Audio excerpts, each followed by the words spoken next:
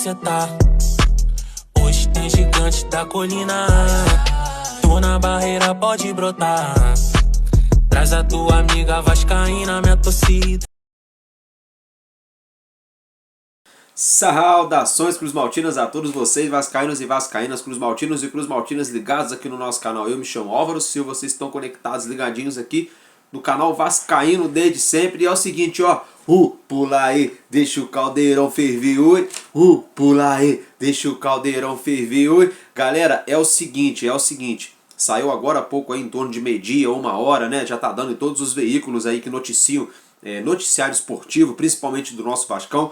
São Januário aí liberado, é isso mesmo, gente, São Januário liberado. Como assim, Álvaro Silva? Gente, ontem o Corpo de Bombeiro, né, o batalhão ali do Corpo de Bombeiro do estado do Rio de Janeiro entregou o laudo ali favorável ao Vasco da Gama, aprovando então a liberação da abertura do estádio ao público. Hoje pela manhã ali em torno de 11 e pouca da manhã, representantes, diretores do Vasco da Gama, juntamente a Gisele Cabreira, ela que é diretora jurídica, né, da Vasco SAF, se reuniram ali com representantes do Ministério Público e é o seguinte, o Vasco da Gama chegou aí a um acordo, né, a esse tão sonhado TAC aí, que é o termo de ajustamento de conduta, e com isso o Vasco então se compromete aí a colocar aí câmeras, mais câmeras, né, no interior do estádio, com reconhecimento facial, com biometria também na entrada ali nas catracas, né, lembrando que esse processo de biometria é um processo que vai acontecer de maneira gradativa, né, não vai ser de uma vez, vai ser instalado aos poucos, mas o Vasco tem sim uma meta ali, um prazo para cumprir, né, a instalação, né, de todos esses aparatos e equipamentos dentro de São Januário, perdão. Fato é que graças a Deus aí foi liberado então o nosso caldeirão, né? A expectativa é que nos próximos dias aí seja, no caso, né, homologado pela Justiça Estadual, lá pelo TJRJ, né? A gente aguarda aí que nos próximos dias, então, seja homologado, então, essa situação para ser aí definitivo, né? A gente torce, né, a expectativa da diretoria do nosso clube é que já esteja até lá homologado até a partida aí entre Vasco da Gama e Coritiba, né? Para ser realizado, então, já com a presença do nosso torcedor. E não fica só por aí, o nosso CEO, né, Lúcio Barbosa, já afirmou taxativamente hoje, né, que o jogo entre Vasco da Gama e São Paulo, né, não será aí mais no Mané Garrincha, gente, vai ser então aí em São Januário, né? Lúcio Barbosa então afirmou essa partida, então vai ser em São Januário. Ontem à noite teria saído ali, né, uma notícia que o Vasco jogaria dia 7 de outubro, 6h30 da tarde, lá em Brasília, no Mané Garrincha, mas agora com a liberação do São Januário, Lúcio Barbosa afirmou aí que a partida entre Vasco e São Paulo será sim em São Januário, e só para reiterar, a expectativa, né, da diretoria é que saia nos próximos dias, aí, que seja homologado pela Justiça do Rio de Janeiro, para que o Vasco já possa disputar então Vasco da Gama e Coritiba, né, em São Januário, com a presença do nosso torcedor família. Então, uma ótima notícia, né, excelente notícia. E ainda falando de estádio, né, o nosso CEO, Lúcio Barbosa, ele falou assim, né, depois que foi ali, abre aspas, né, depois que foi ali liberado, né, toda essa situação, Lúcio Barbosa falou o seguinte, que a prioridade do Vasco da Gama é disputar todas as partidas do nosso time, do nosso clube, em São Januário. Porém, todavia, entretanto, apenas com uma ressalva, que os clássicos, né, ou seja, os jogos grandes, de grande magnitude, o Vasco tem interesse sim de disputá-los, né, no Maracanã, mas a nossa ideia, né, da nossa diretoria é disputar ali a grande maior parte dos jogos, das partidas, melhor dizendo, em São Januário, né, galera? E aí, para não ficar aí só nas minhas palavras, né, do TAC, enfim, uma notícia muito boa, assistam aí o exato momento, né, em que o termo de ajustamento de conduta foi assinado aí por ambas as partes, né? Vasco da Gama aí e Ministério Público. Sabe, você volta com esse aí? Tá, eu vou te rodando na sequência. Tá.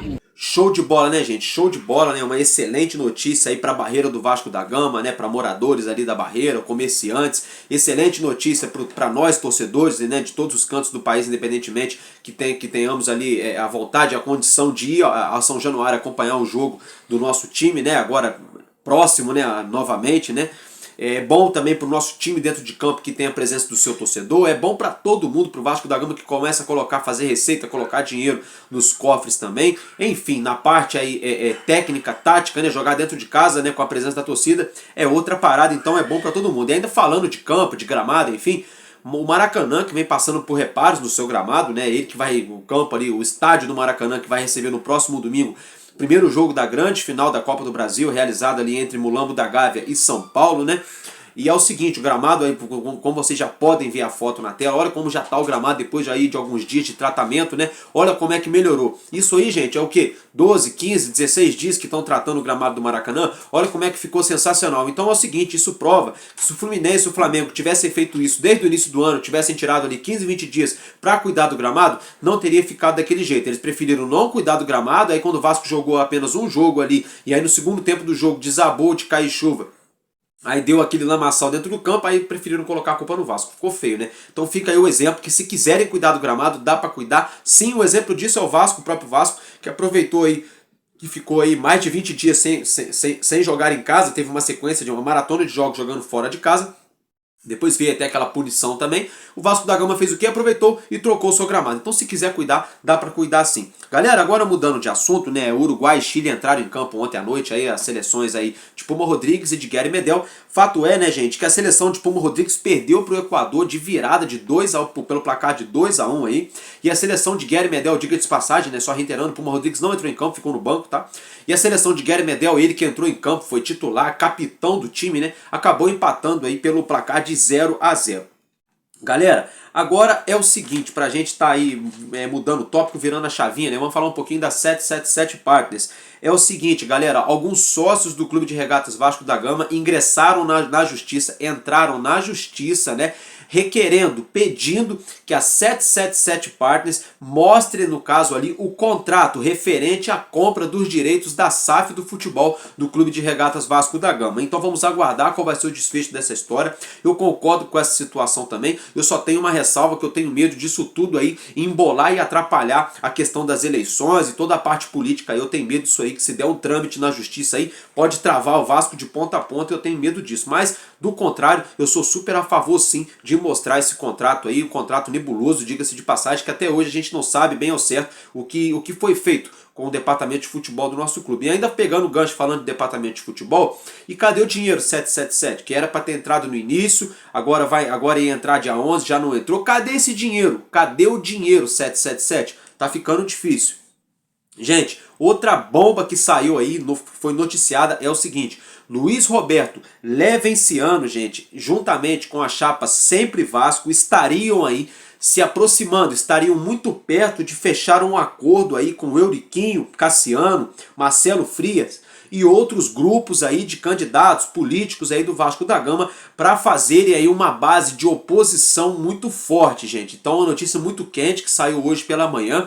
Luiz Roberto Levenciano, juntamente à chapa Sempre Vasco, com mais outros políticos ali, no caso o Euriquinho, Eduardo Cassiano, Marcelo Frias, enfim, fato é que Levenciano então aí já parece que, ao que tudo indica, vai entrar com os dois pés na mesa, já estaria se desenhando aí uma oposição, uma base de oposição muito forte, diga-se de passagem. Eu acho que agora sim a gente tem chance aí do Levenciano levar essas eleições, ainda mais formando uma base bacana como essa aí. Vamos torcer aí pro Euriquinho, né? Parece que agora ele tá com a cabeça no lugar, tá com boas ideias. Vamos torcer para que essa aliança se feche aí com o Cassiano, com toda essa galera, né? Pra gente conseguir fazer uma oposição à chapa que vai vir ali representada por Júlio Brandt ali, representando ali a galera do Jorge Salgado, que a gente não quer ver mais essa turma à frente do nosso clube, né, galera? Então uma bomba aí, né, o assunto mais importante do dia, segundo assunto mais importante no caso, perdão, porque o mais importante foi aí a assinatura do TAC, né, liberando São Januário, e essa situação também aí do Levenciano aí já está fazendo aí todo esse movimento político para formar as suas alianças, né,